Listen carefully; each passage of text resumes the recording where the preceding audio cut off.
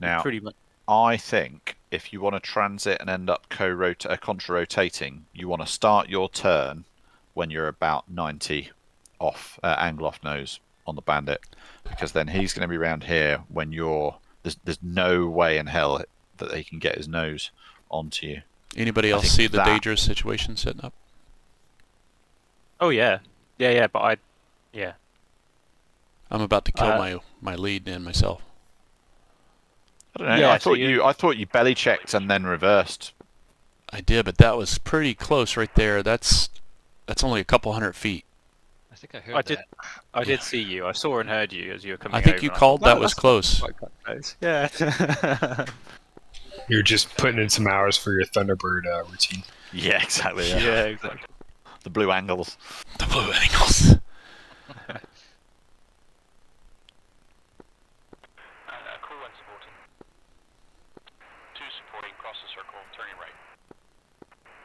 So the kind of the themes I'm picking up, and please tell me if you think I'm talking out of school here.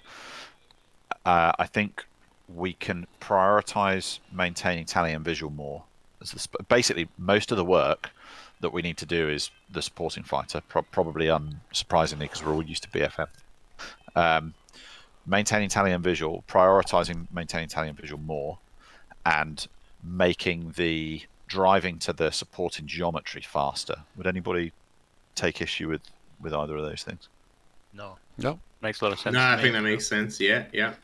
And I think the first one facilitates the second. Yeah. I think on this one, I'm not.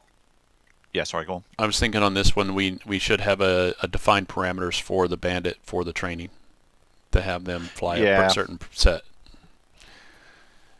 Because I went off reservation, and I think Raj was either fighting too hard or too light at first. Yeah, quite slack at first. We had a really big. We'll come on to it later on, but we had a really big turn circle to start off with. Yeah, sorry about that. I was trying to keep the altitude relatively high up, so we have prolong the flight. I got him about 1.5 miles off the nose in a left turn. This was your close transit, I think.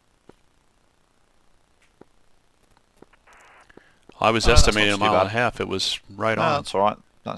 There's no bubble violation there.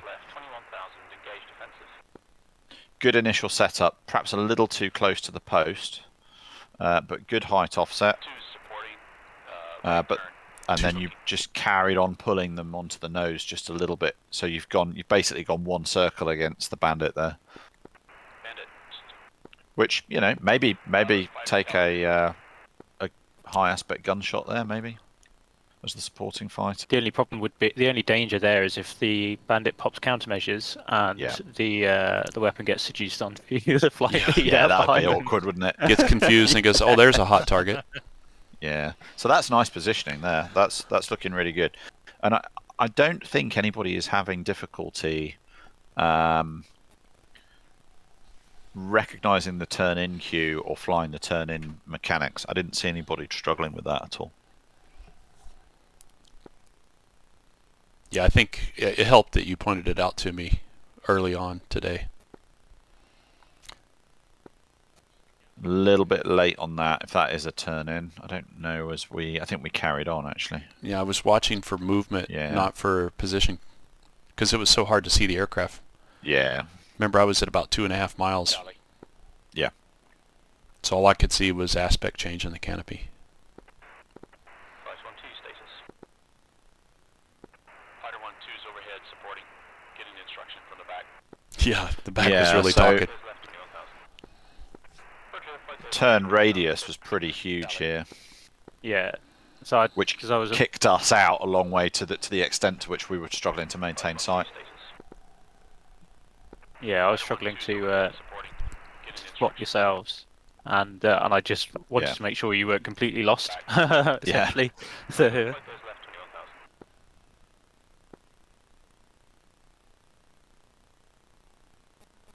so we're going to go around the mulberry bush one more time.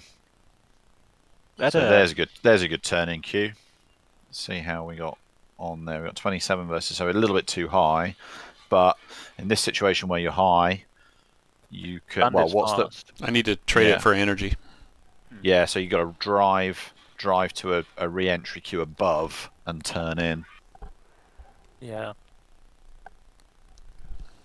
At 3¼ miles, though, I still think I'm trying to find both targets or both aircraft.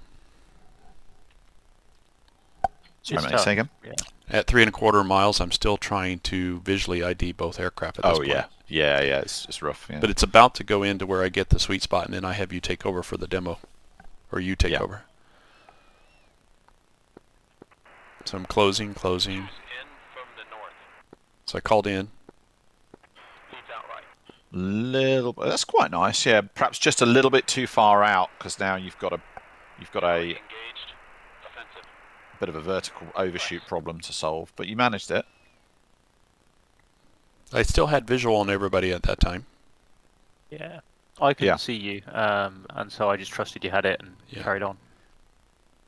I had enough. I knew I had enough speed for the G. Okay, look at that. I mean, yeah, can't say fairer than that, can you? Well, if that depiction is correct, does that look a little wide for you? Yeah. I think it looks a little bit wide from what I'm used to, but a little them's close, the numbers. actually. Yeah, a little close. You were losing them behind the cockpit furniture there a little bit. Yeah, I was totally going in and out of view. Yourself out of you're fighting an imaginary scissor. It's so the canopy arch and the mirrors are so big in that jet. Yeah, it's a big blocking right where you need to see. They need to put the Viper canopy on there.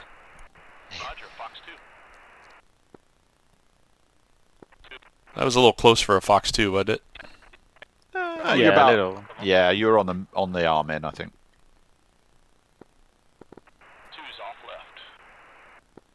So I call off left and climb. No, I'm going down. There we go. Yeah, you were going underneath your wing. Yep.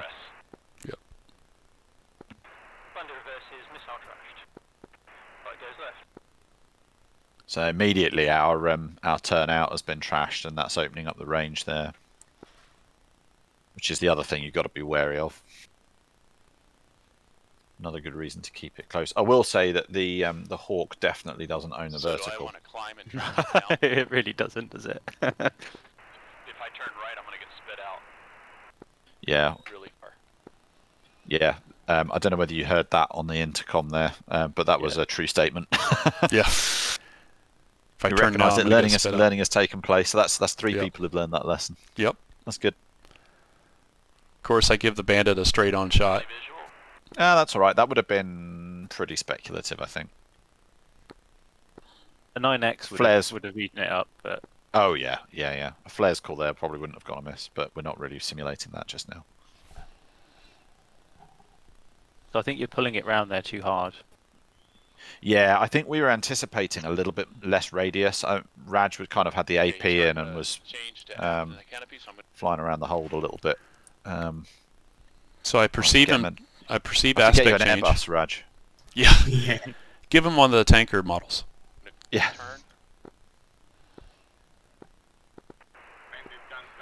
So, 1.2 miles, Raj. Yeah. You got yourself a lottery ticket, mate. Yeah, I should have called. I was like, Fox 2, is it too close for Fox 2? I couldn't decide. I was probably in between. Was that 20 millimeter or a shotgun? Yeah, I used to be indecisive, but I'm not so sure now. Well, I kind of saw an opportunity to go after you. I don't know. I've been off script here. I'll be to be fair. Let's roll it back because this is where where there's some learning in this comms. So let's. Yep. Because I didn't know if. So when you said to defend, I thought you were saying you were defending. No, that was directive. Yeah, you were telling me defend it. Go defend.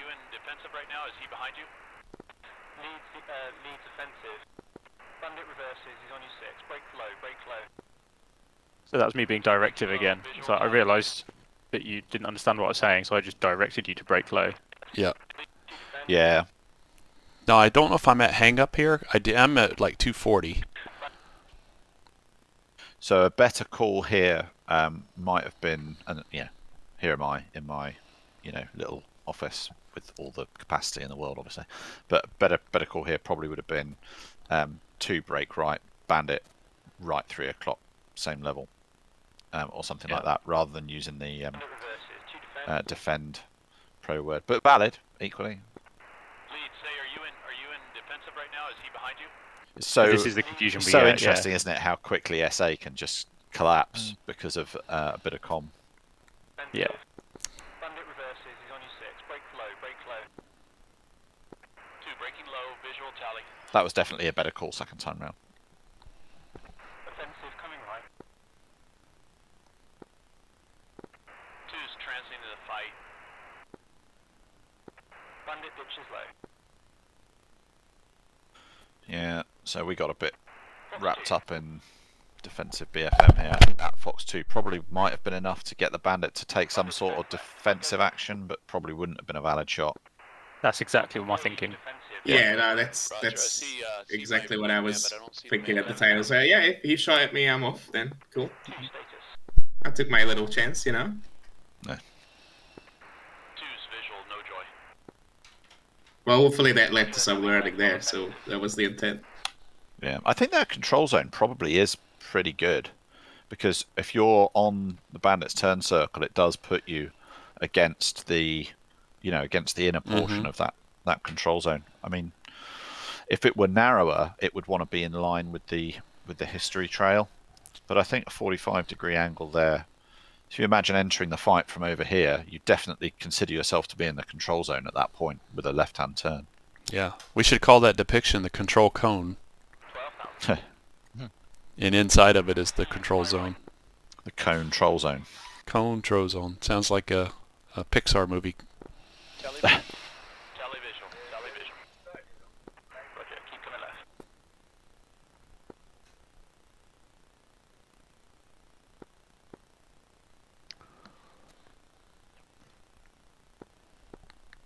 So yeah, good counterflow. I think we're about to knock it off here, actually. Either that or Raja's got the gin and tonics out, and well, I'll explain my perspective on it when it happens. After you've had a chance to think of an excuse. Under our nose now, and our wingman is at our 3. 2-3. I just heard him go by. Yeah, good. I think the comms are a little bit ahead of the flight. Yeah, I think they probably are. Yeah. Let's see if I can do something about that.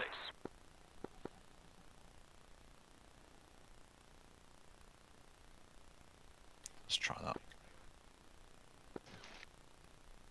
You had the jet. Okay, this is a handoff here. 2-6. So unfortunately, you're not going to hear me transmitting now because of.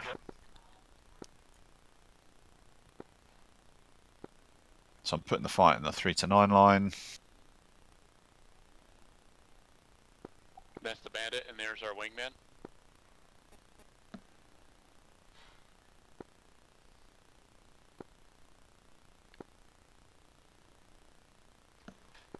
Visual, continue.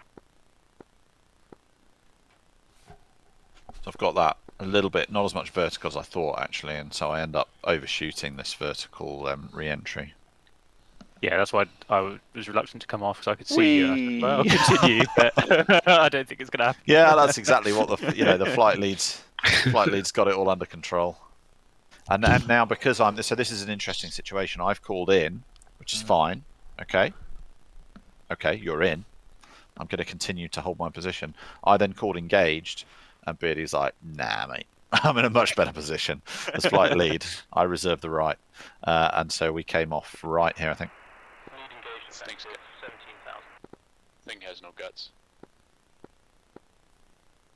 It does underperform that jet, doesn't it? Just trying to dial in that audio. Yeah, Scab says the real jet's a lot more powerful. Thing has no guts. So having learned my lesson from earlier, I'm staying visual, and I'm now going to cut across the circle and transit the fight.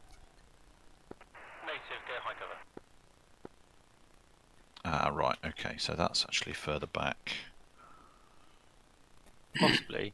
I know it was when you were out behind me, and I was like, nah, this isn't gonna happen.